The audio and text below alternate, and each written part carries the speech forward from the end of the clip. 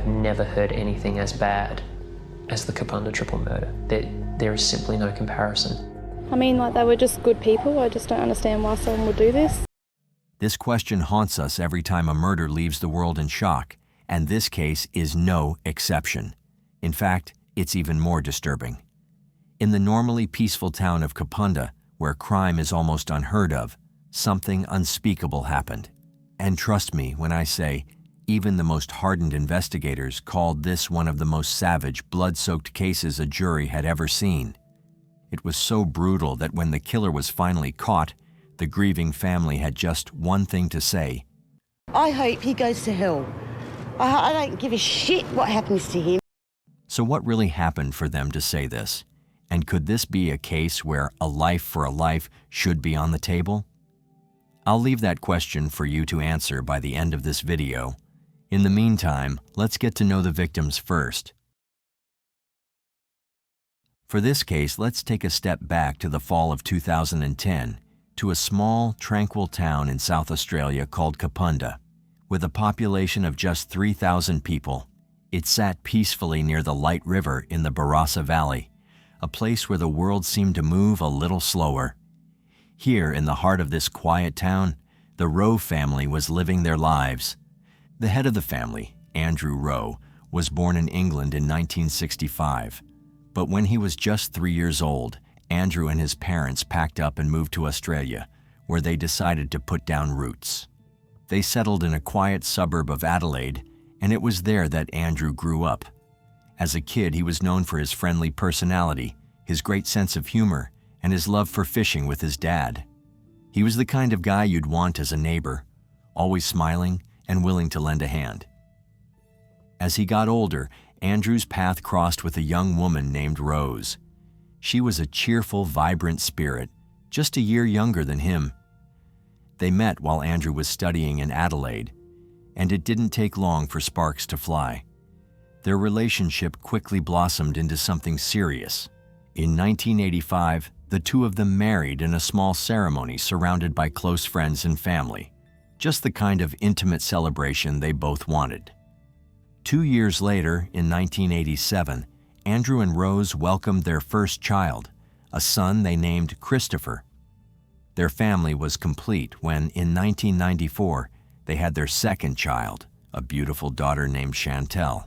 Life in Kapunda seemed perfect. Andrew and Rose decided to start their own carpet cleaning business, and the business quickly thrived, providing the family with financial stability. By the summer of 2010, Christopher, now 23, had moved out of the family home and was living with his girlfriend just a few blocks away. Meanwhile, 16-year-old Chantel had started working part-time as a waitress at a local roadside cafe, juggling work with school. But life wasn't always smooth sailing. Around this time, Chantel faced a big challenge. She discovered she was pregnant. At such a young age, and with her boyfriend Dylan by her side, she was faced with many obstacles. However, Chantel wasn't one to back down. Despite the hardships, she was determined to give her baby the best life possible. And though she was only 16, she had an unwavering support system. Dylan, her boyfriend, stood by her every step of the way, offering his love and commitment. Her friends, too, were there for her, ready to offer their help and encouragement no matter what. Life in the Rowe family was, for the most part, good. There were challenges, of course, but there was also love, hope, and a sense of family. That is, until the night of November 7th, 2010, the night that would change everything. It was midnight when an intruder broke into the Rowe family home and brutally murdered them in a way so savage it shocked even the most experienced detectives from Adelaide. Inside, the house looked like something straight out of a horror movie. Blood was everywhere, on the floor, walls, curtains, and even the ceiling. But it wasn't until 2 days later that anyone noticed something was terribly wrong. The neighbors, who hadn't seen any movement from the family in days, started peeking through the windows. And what they found was horrifying. The bodies of 45-year-old Andrew and 44-year-old Rose were discovered in the kitchen, horribly disfigured, while Chantel's body was found in her bedroom, torn apart. Each family member had suffered multiple stab wounds, and had been dead for days before the police arrived. At the time of the murders, Christopher, the eldest son, was away on vacation with his fiancée in Queensland.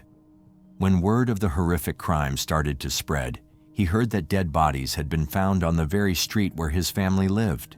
In a panic, he rushed to ask anyone he could on Facebook for more details, desperately trying to confirm the terrible news. What made the situation even worse was that he couldn't get in touch with his family. Initially, he was told it wasn't his parents, but soon after, the police confirmed his worst nightmare. They broke the heartbreaking news to him over the phone. When the autopsy results were revealed, it shattered Christopher even more. The total number of stab wounds was staggering, around 112 in total. His father, Andrew, had been stabbed 29 times, his mother, Rose, more than 50 times, and his sister, Chantel, 33 times. The worst part? Chantel had been assaulted before her life was brutally taken, leaving Christopher with an unthinkable amount of grief and loss. But as strange as it sounds, the first person suspected of the crime was Christopher himself, mainly because he was the only surviving family member at the time. However, he was ruled out as a suspect immediately, as he was the first to raise the alarm when he couldn't get in touch with his family. Once he heard the devastating news, he quickly flew back home. His alibi and fingerprints were checked, confirming he was across the continent when the murders occurred. So, who could have been twisted enough to murder 3 adults in such a brutal way? The Rowe family was well liked in their town, with no known enemies. Who would have wanted to harm them? At this point, people were desperate for answers, especially Chantel's friends. Why would someone attack a pregnant teenager? The brutality of the crime was horrifying enough, but then an eerie detail surfaced that made it even more disturbing. By the way, I post true crime and new cases here every day. So if that sounds like your kind of thing, please consider subscribing. It helps a lot. Investigators pieced together that after the murders, the killer had calmly changed into clean clothes and laid down on Chantel's bed. Bloody drag marks near the bed revealed that Chantel had desperately tried to hide, but the killer had dragged her out, refusing to let her escape. Additionally, nothing was stolen. Valuables like phones, a laptop, an expensive camera, and even cash were left untouched in plain sight. This ruled out robbery as a motive. The sheer brutality of the attack also suggested that more than one person might have been involved, as it would have been difficult for a single individual to overpower 3 adults. Alternatively, the perpetrator could have been a physically strong man. Investigators also noticed that the suspect had clumsily attempted to clean the crime scene, wiping away footprints in some areas before abandoning the effort. Bloody shoe prints led to the door, but then suddenly stopped, implying that the killer may have removed his shoes and left in socks to avoid leaving more evidence. Even more chilling, there were no signs of forced entry, meaning the family likely knew the killer and willingly let him inside, or he had found another way to enter. Now, as mentioned earlier, forensic experts confirmed that Chantel had been sexually assaulted before her death, making the crime even more twisted and deeply personal. But the most gut-wrenching revelation was about Rose, the mother. She had been stabbed more than 50 times, far more than Chantel or Andrew. The reason? She had survived the first attack and managed to call for help. But before she could get assistance, the killer realized she was still alive and came back for her, stabbing her repeatedly until she could no longer fight back. With all this being said, the police began to look at every possible suspect, but after confirming that the parents had no enemies or personal issues that could have led to this horrifying crime, they quickly shifted their focus to their 16-year-old daughter, Chantel. Chantel and her boyfriend, Dylan, had been together for a year, and with a baby on the way, they were both still attending the same school. Like Chantel, Dylan was only 16, and at first glance, he didn't seem capable of such a horrific crime. But the police had to be thorough. They needed to question him, check his alibi, and see if he had any idea who might have wanted to hurt Chantel or her family. Dylan was more than willing to cooperate. Heartbroken, he told investigators about his loving relationship with Chantel and how they had even talked about getting married in the future. He was devastated by her death and struggling to process what had happened. At the time of the murders, Dylan was in a nearby city attending his grandfather's anniversary, and his alibi was rock solid. Dozens of witnesses confirmed his whereabouts, officially ruling him out as a suspect. Despite having few solid leads, the police did have one major advantage: the killer's DNA and fingerprints. They had extracted seminal fluid from Chantel's body, which could be the key to identifying the murderer. But when they ran it through their database, there was no match, meaning whoever did this had no prior criminal record. Another chilling detail emerged: the murderer had used knives from the family's own kitchen. This hinted that the attack might not have been planned in advance, but was instead an impulsive act of extreme violence. To make things even harder for investigators, the killer took the murder weapons with him, leaving behind almost no physical evidence. Forensic experts estimated the time of death between midnight and 2 o'clock in the morning. A neighbor later admitted to hearing Rose scream for help twice around 1 o'clock, followed by a loud thud. Unfortunately, they assumed it was just a domestic dispute and didn't call the police. No one reported seeing any strangers near the house that night, and officers carefully combed the area, searching for clues or the missing weapons. Hoping for a breakthrough, the police turned to the public, asking anyone with information to come forward.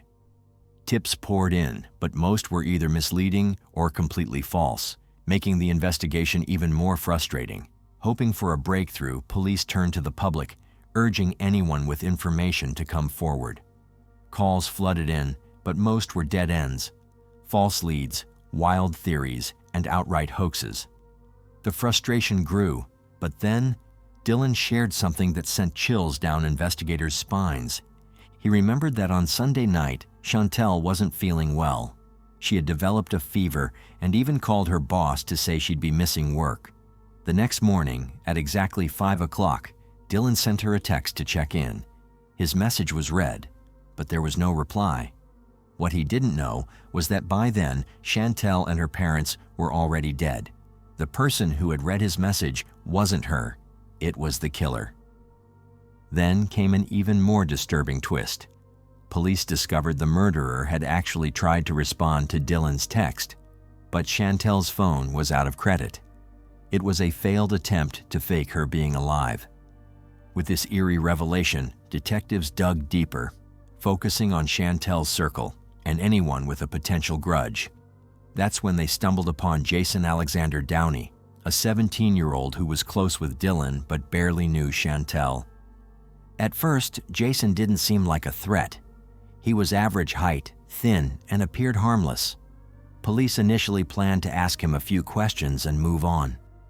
But as the interview progressed, his behavior took a strange turn. Instead of answering questions directly, he grew more nervous, raising the detectives' suspicions. He complained about not being invited to Chantel's party and pointed out that everyone else had a partner, even though it wasn't relevant to the case. Then, he suddenly claimed to have an alibi for the night of the murders, a statement no one had even asked for. This erratic behavior only intensified the police's suspicions, prompting them to take his fingerprints and DNA. To their surprise, Jason cooperated calmly, showing little anxiety, something that made them briefly question if their suspicions were wrong. But the truth came out when experts examined his fingerprints.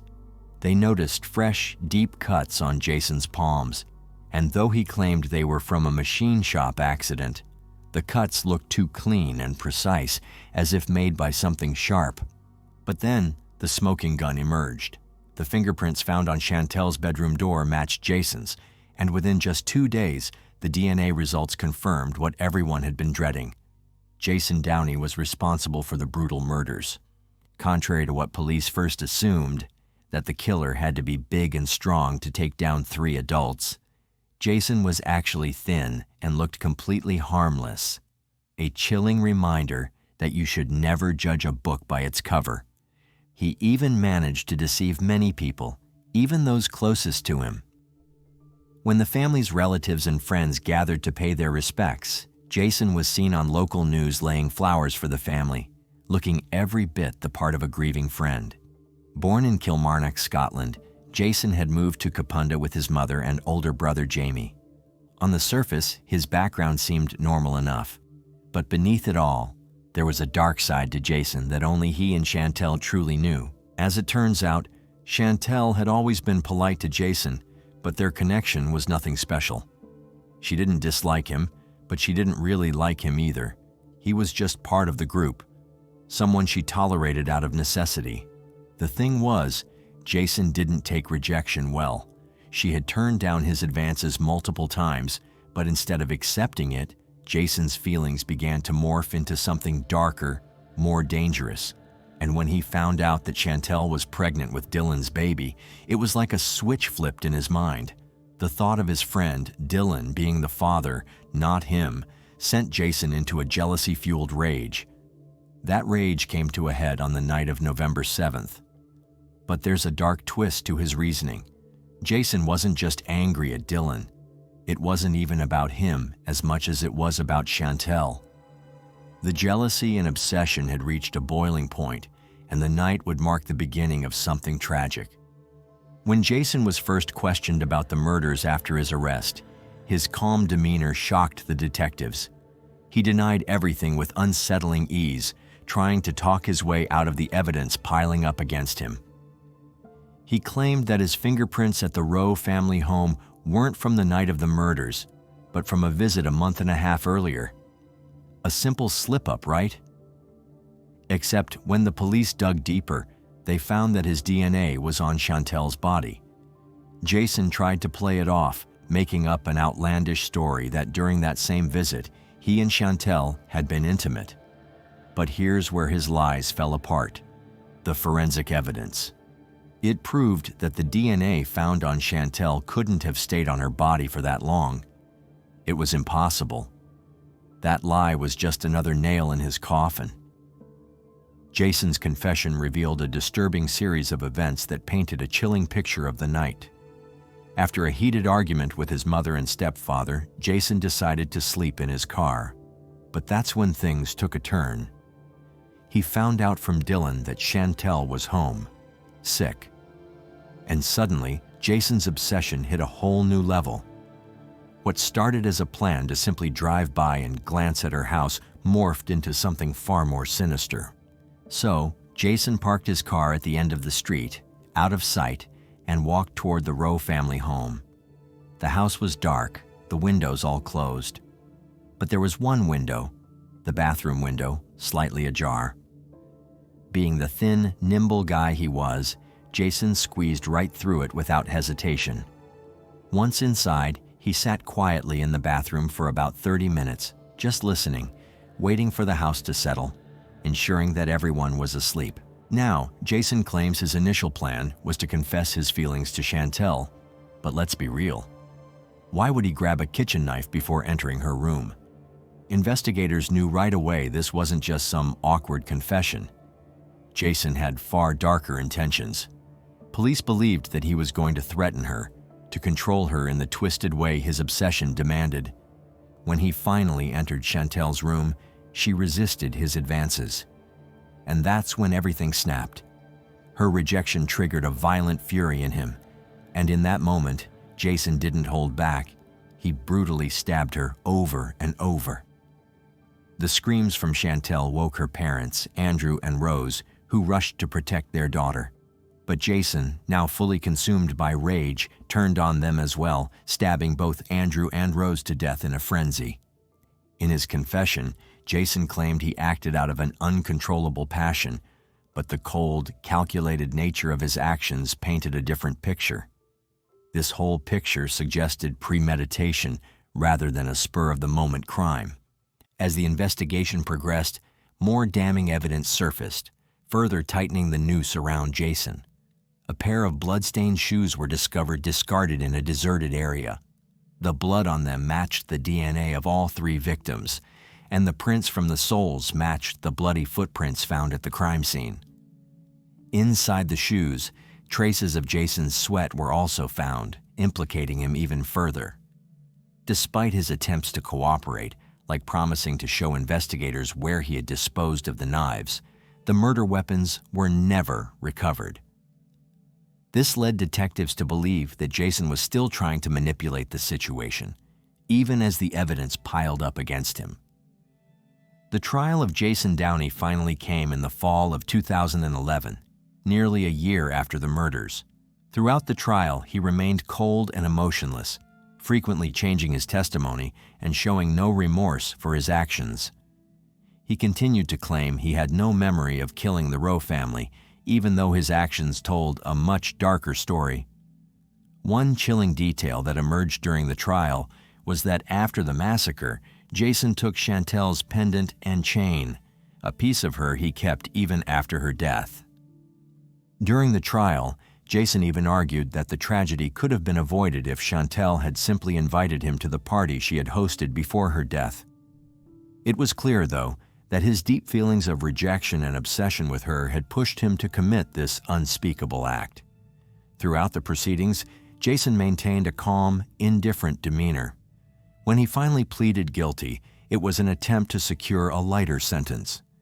He later admitted to his brother that this was his reasoning, to avoid life imprisonment without the possibility of parole. Hateful things went through your mind.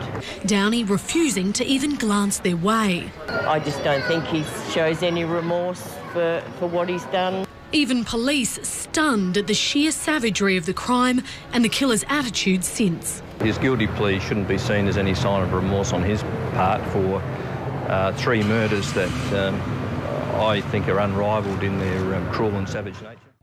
On April 19, 2012, Jason Downey was sentenced to life in prison with the possibility of parole after 35 years. Had he not pleaded guilty, he would have had to serve at least 45 years before even being eligible for parole. He even wrote a letter addressed to Chantel's family and friends, stating he was sorry and that he deserved whatever punishment came his way. But when you take a closer look at Jason's letter, it's hard to ignore the sense that there's no genuine remorse behind his words. It almost feels like a forced apology, like a boy who was made to write it rather than someone who truly regrets his actions. Chantel's brother, Christopher Rowe, who tragically lost his entire family, expressed that while he believed the sentence was just, no punishment could ever heal the pain of losing his loved ones. To honor their memory, Christopher had their names tattooed on his body, a permanent tribute to the family he lost. In one interview, Christopher couldn't even bring himself to speak directly to the press, so he let his cousin speak on his behalf. The lives of my dad, mum and sister were viciously taken by someone of sound mind. Qualifies this bastard, Jason Downey, to only 35 years of non-parole, whilst my family and I continue to serve life. Please explain to me the justice in this. Christopher, is there anything you'd like to say at all? That's all, thanks. After the tragedy, he took 6 months off work and left Kapunda, retreating from the world. When he returned, he could barely keep interest in his work. However, he eventually took over his dad's carpet cleaning business, changing the name from First Choice Carpet Cleaning to Rose Choice Carpet Cleaning, a way to keep his family's legacy alive while rebuilding his own life. As for Jason, he remains at the Moorland Juvenile Detention Center in South Australia, still serving his sentence. Now, I want to pose this question. Was the sentence fair? Should Jason's punishment have been even harsher? Or do you think life in prison, knowing he could have the chance for parole in 35 years, is the most fitting way for him to spend his days, living with the constant weight of his actions? What do you think? Comment down below. If you like the way we create these videos and you want to help bring more cases like this to light, hit that like button and subscribe for more deep dives. Thank you once again for watching.